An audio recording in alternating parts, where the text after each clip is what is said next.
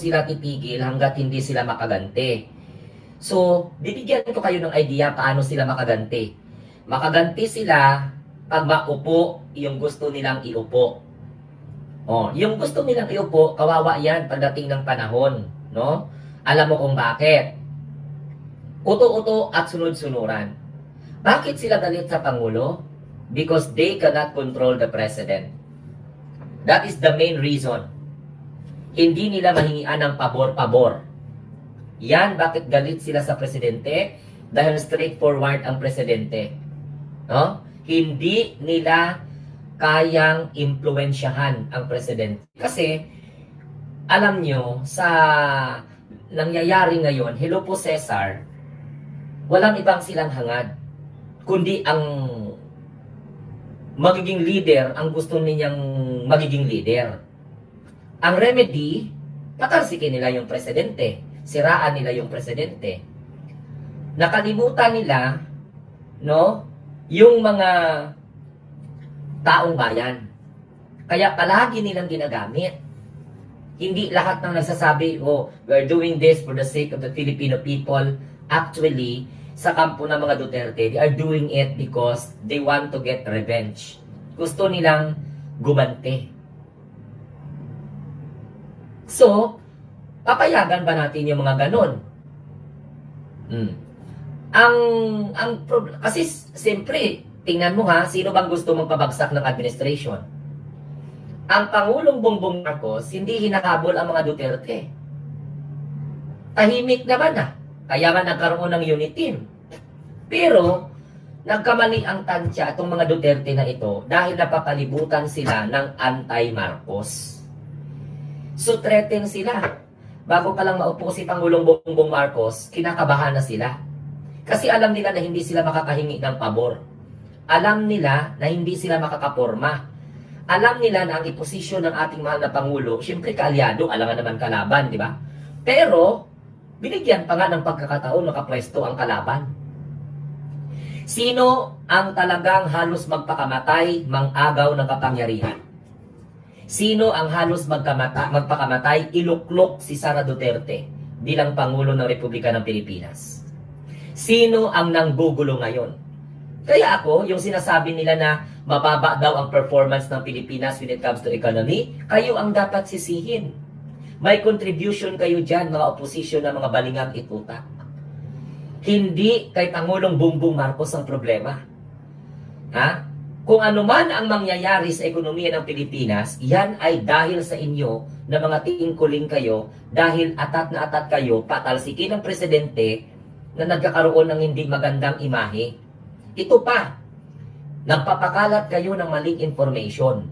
Tapos kayo sa amin magagalit, dahil nadidebunk namin at nasasabi namin sa taong bayan na hindi po dapat pagkatiwalaan ang isang Duterte na makaupo bilang Pangulo ng Republika ng Pilipinas. Pero kung talagang makakatakbo siya, pag halimbawa hindi siya mag-resign, ma-impeach siya, paano pa siya makakatakbo? So makakatakbo siya kung mag-resign lamang siya. Hindi siya ma-impeach. Magre-resign siya, harapin niya yung kaso niya sa ombudsman. Ganun ang mangyayari doon. So, yung mga nangyayari ngayon, nakaguluhan sa ating bansa, alam nyo, kayo ang may dahilan yan. Tapos magrereklamo kayo, nahihirapan kayo sa buhay, nahihirapan kayo, hindi kayo makahanap ng trabaho, dahil hinaharangan ng mga demonyo at mga tiyanak at mga maligno ninyo ng mga political leaders. Look what happened. Successive ang ginagawa ninyong panggugulo. O, ngayon nagtatanong kami, ano na naman ang mga plano ninyo?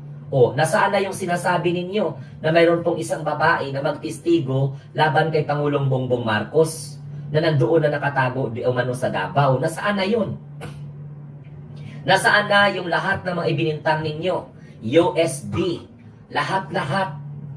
Wala. Nasaan na yung 6 video? Nasaan yung smuggling na pinangalandakan ninyo? Wala. Walang nangyari sa inyong accusation dahil puro fabricated. Gawa-gawa lamang dahil natuto kayo kay Rodrigo Duterte na magtanim ng ebidensya. Yan ang hindi ninyo matanggal-tanggal sa mga karakter ninyo. Isipin nyo ha, magbanta kayo sa mga sumusuporta sa gobyerno. Paano pabutuhin ng taong bayan at bibigyan ng suporta si Sara kung kayo na mga taga-suporta ay nagbabanta, hindi pa nakaupo ang gusto ninyong iupo? Paano pa kayo pagkakatiwalaan ng taong bayan dahil ipinapakita ninyo ng karakter ninyo is vindictive? Yung mga ginagawa ninyong panggugulo, yung ginagawa ninyong pag-aakusa sa Pangulo, yung ginagawa ninyong pag-iiskandalo, hindi po makakatulong paulit-ulit kong sinasabi sa kandidatura ni Sara Duterte. At yan ay ang magiging mitya ng pagbagsak niya sa politika. Aminin ko na doon na lang sa Davao, palitan niya si Baste doon pagdating ng panahon. Darating ang panahon, silang magkakapatid, sila ang mag-aaway-away dyan sa Davao. Dahil wala nang magpaparaya, dahil puro sila gahaman sa kapangyarihan. Yan ang mangyayari, nakikinikinita ko na yan sa Davao. Darating ang panahon, pag hindi makasundot ng national position, ang isa man lang sa mga Duterte, sila po ay mag-aagaw-agaw yan. Dahil, kung ano ang ginagawa ninyo ngayon sa gobyerno, yan din ang mangyayari sa inyo, at kayo din ang magtutulok sa bangin ng kahihiyan. And you cannot salvage your political career pagdating ng panahon.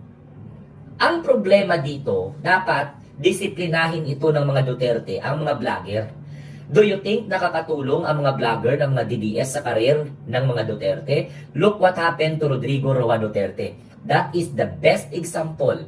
Dahil po sa mga vlogger na mga mahaba itdila na nagkakasangasangang mga tinggil na mga bahusakang, ano ang nangyari? Napahamak si Rodrigo Roa Duterte. Dahil po sa kayabangan ni Sara, napahamak din ang tatay niya. Dahil sa kayabangan ni Pulong at saka ni Baste, hindi na nila mapapalabas-labas ang tatay nila doon sa kulungan. Ang yabang lalong-lalo na itong mga supporters. Halos lahat ng mga malalaki kunong tao, mga big time kuno kung si Respesyo pa, na pumapalibot sa mga Duterte, mga traidor. Pagdating ng panahon, sila mismo ang sisipa sa mga Duterte. Hindi hanggang kamatayan ang pagsuporta nila kay Rodrigo Duterte. Sinasamantala nila hanggat may tanga pa na tagahanga ang mga Duterte. Baka makasungkit pa ng suporta